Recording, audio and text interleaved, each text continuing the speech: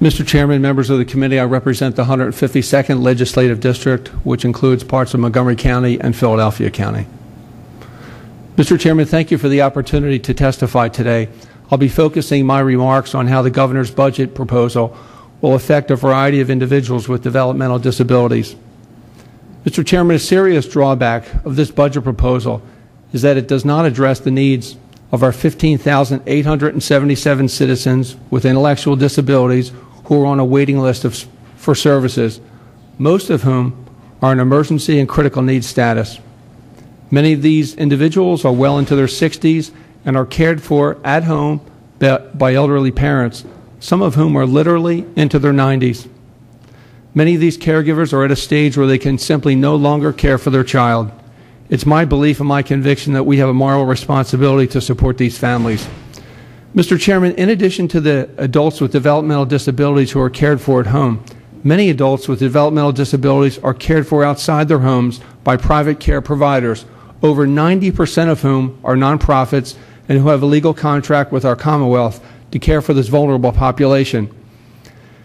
There have been allegations that the rate-setting methodology for paying these care providers in Pennsylvania is flawed, and private care providers are unfairly bearing the brunt of this.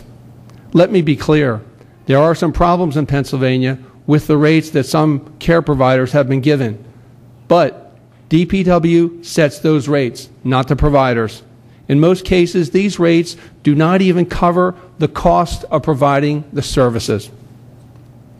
The level of services that an individual receives is not set by the provider, but by the individual service plan, which is approved by the counties.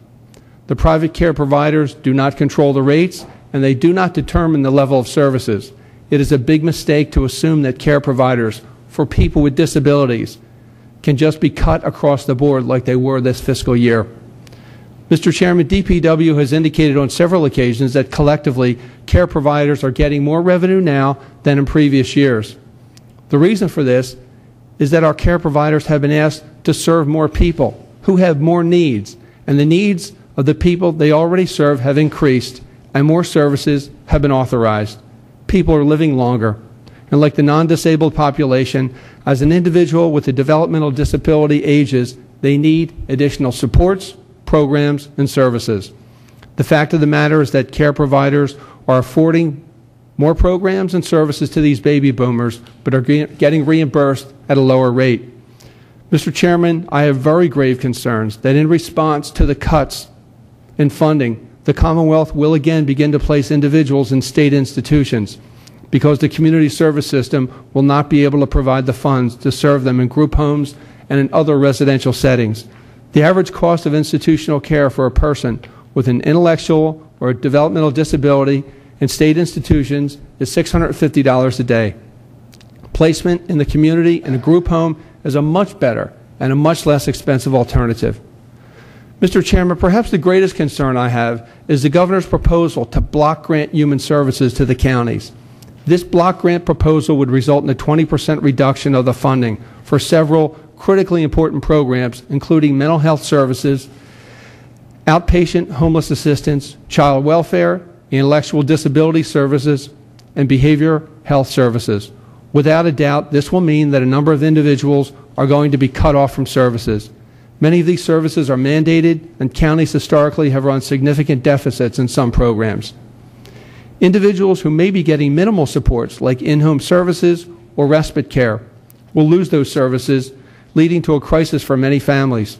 Providing supports to families and enabling them to maintain their child in their home is the most cost-effective way of caring for this population. Mr. Chairman, I fully understand the need to save money. The families who care for children with developmental disabilities and the providers of services both know that these are hard times and they are willing to sacrifice. I know that many stakeholders, including PAR and the Philadelphia Alliance, have already submitted cost-saving ideas to the department, that there's been no action yet on these ideas. Mr. Chairman, if this budget passes in its current form, the state will break many promises to our citizens with developmental disabilities. The first of those promises was that the state would continue to address the waiting list for services in Pennsylvania. This budget does not do a blessed thing to address the waiting list.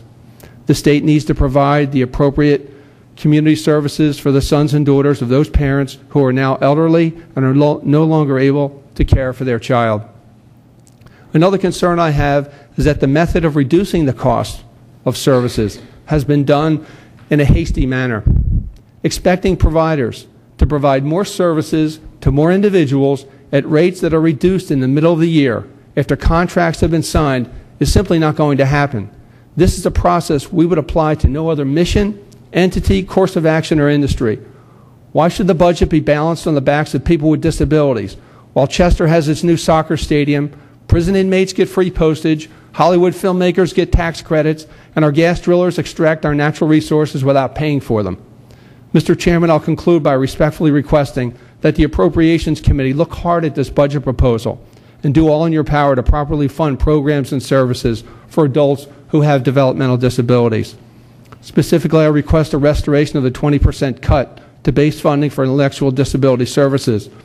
I also request consideration of a pilot of the block grant proposal as opposed to an immediate statewide implementation.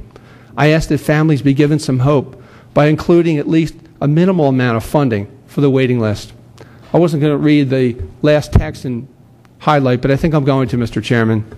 If we don't live up to our obligation to care for this population, and we're not going to empower Pennsylvania families to take care of their own adult children who have special needs in their home, then we may as well reopen Pennhurst and Bybury State Hospital, because that's the direction in which we're heading. We must do a better job of caring for the most vulnerable members of our Pennsylvania family. Mr. Chairman, I'm eager to work with you and the members of the administration to ensure that we're fulfilling our obligation to adults with developmental disabilities. We're in this process of the budget together, and you are assured of my cooperation. The choices we make as lawmakers define who we are and for what we stand. If we don't properly care for people with disabilities, we're not defining ourselves as anything positive. Thank you, Mr. Chairman.